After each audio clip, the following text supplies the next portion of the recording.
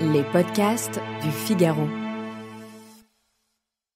How to make slop. AI-generated slop. Facebook AI slop. Tiens, j'ai apparemment gagné un kit d'urgence automobile, un compresseur d'air portable pour pneus et un ensemble d'outils 108 pièces. Ah, j'ai aussi une livraison en attente et une autre est coincée car je dois payer des frais de douane. Aïe aïe aïe.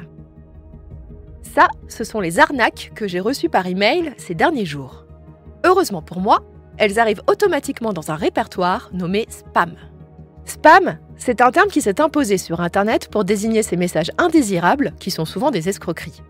Ils prospèrent dans nos boîtes mail, mais aussi sur les réseaux sociaux pour promouvoir des placements soi-disant miracles, pour republier en masse les mêmes textes ou bien pour vous aguicher en message privé et vider votre compte en banque.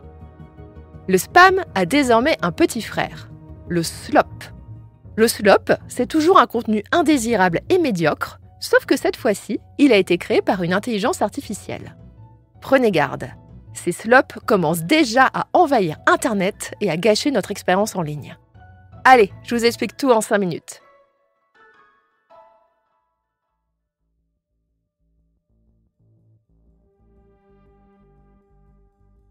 Le mot slop désigne, selon le dictionnaire Cambridge, de la nourriture bien plus liquide qu'il ne faudrait et qui semble peu appétissante. En français, cela donne de la bouillie, de la bouillasse, de la ragougnasse. Enfin bon, vous voyez l'idée. À l'origine, ce terme désignait la bouillie industrielle que l'on donne aux porcs pour les engraisser rapidement. Par extension, slop a fini par désigner dans les pays anglo-saxons les produits culturels aseptisés, sans prétention artistique, vite consommés, vite oubliés. Bref, de la soupe. L'intelligence artificielle sert aussi à générer de la soupe. Et cette bouillasse, ce slop donc, vous le croisez de plus en plus sur Internet. Allez, je vous donne des exemples. Le plus fréquent, c'est sur Facebook. Là-bas, les fils d'actualité regorgent de fausses images créées par IA qui jouent sur nos émotions. On va y voir par exemple un jeune soldat américain amputé des 2 jambes qui tend un panneau qui dit « Aujourd'hui, c'est mon anniversaire ». Un petit garçon qui pleure devant son gâteau raté et dont ses amis se moquent. Un couple pris en photo à 50 ans d'écart. Ou une grand-mère qui montre le pull qu'elle a tricoté pour sa petite fille. On y voit aussi des images totalement absurdes, comme un Jésus composé de crevettes ou bien des sœurs siamoises dotées d'énormes poitrines.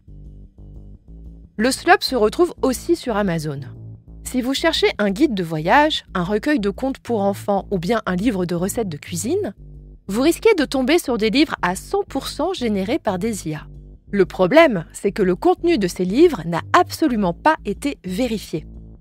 Un exemple devenu célèbre, ce sont les faux guides sur la cueillette aux champignons qui conseillent de manger des champignons toxiques. On voit aussi des livres sur le tricotage qui racontent absolument n'importe quoi. Le slop se propage dans LinkedIn, où près de la moitié des posts ont été paresseusement rédigés par une IA.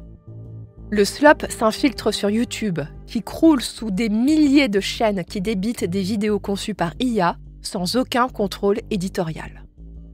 Le slop est également de plus en plus présent dans les résultats de recherche.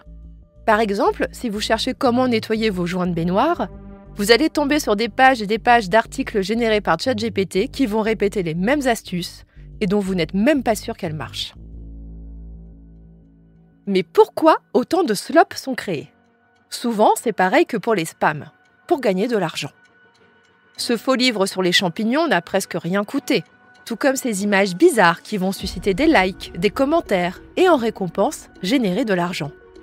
Car oui, Facebook a des programmes de rémunération pour les créateurs de contenu à succès. Même chose pour YouTube, avec les coupures publicitaires. Alors, on pourrait ignorer ces slops, tout comme on évite de regarder les flaques de vomi dans la rue. Mais imaginez, quand Internet finira par être rempli de slops, sur quel contenu les intelligences artificielles vont-elles bien pouvoir s'entraîner ? Sur cette bouillasse ? Vont-elles alors devenir de plus en plus bêtes ? Et nous alors dans tout ça ? Internet n'en est pas encore là, mais restons vigilants.